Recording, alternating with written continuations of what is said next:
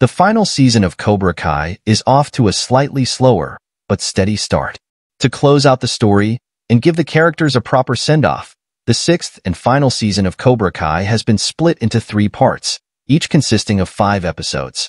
While this certainly means Season 6 has plenty of room to breathe, it could also lead to some overly lengthy parts that would have benefited from being shorter. And while Part 1 has some strong moments, it suffers from slower pacing.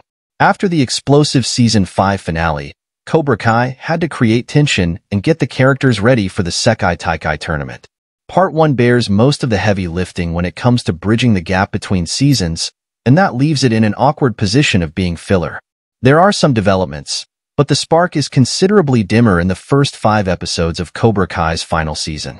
However, despite Part 1's lack of action and story developments, it has plenty going for it. Johnny and Daniel have settled many of their differences and learned to work together, but there are fallouts and breakdowns in communication. Their relationship is also reflected by their students, who have their own rivalries and must learn to overcome their differences. And while Season 6 needs this tension to push the story forward, Cobra Kai manages to deliver without feeling like the characters are moving backwards. Taking the characters from a place where everything is settled and comfortable and putting them into a situation causing stress and anxiety is a necessity, and Part 1 certainly manages to do that. However, it also feels like much of this could have been accomplished in just 1 or 2 episodes. What's been accomplished and how it's been done isn't bad, but it doesn't have the same intensity or high stakes as previous seasons. Cobra Kai thrives under pressure, with the characters in conflict and a villain who presents a very real threat to both the dojos and the safety of those involved. When Kreese or Silver entered the picture, the drama and the pressure for the heroes to train and win increased.